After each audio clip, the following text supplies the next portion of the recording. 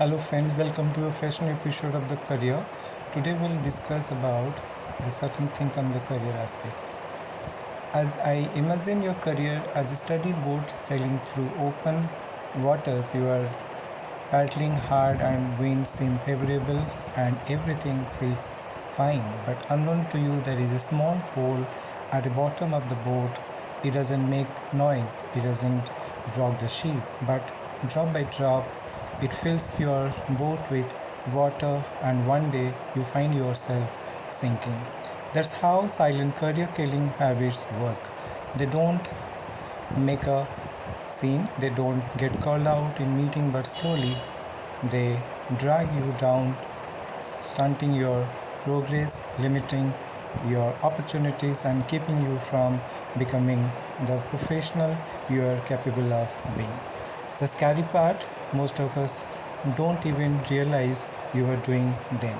We'll talk about 7 habits that might be sabotaging your career today and you. And the first quality is being a positive learner, which in the first one I talk about the learning doesn't stop after a boarding or a certification course, but if you only learn when told or avoid upscaling unless it's mandatory, you are falling behind.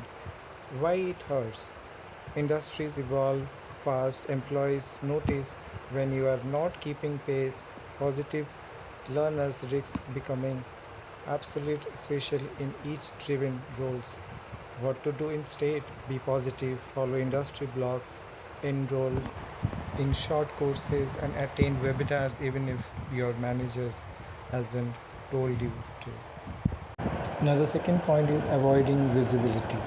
Many talented professionals believe my work should speak for itself. It's a noble idea, but in today's world, it's often not enough. Why it hurts? If your efforts are not visible, you are forgotten.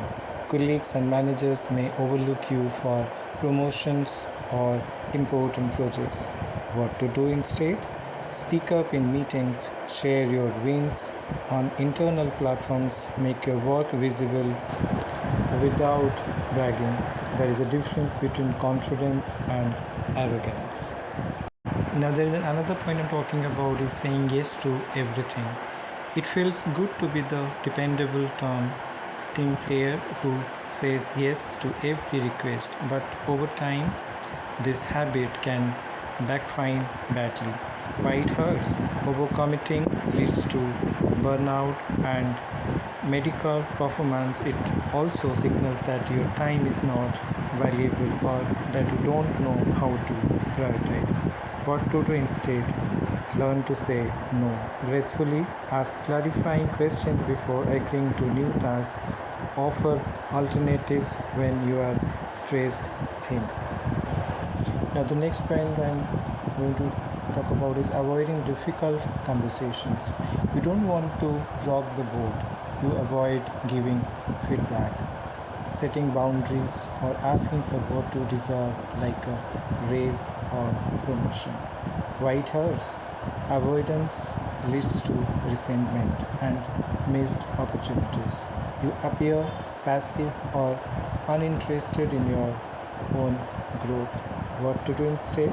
Prepare for enough talks, use assertive, respectful language. The ability to communicate clearly and calmly is a career superpower.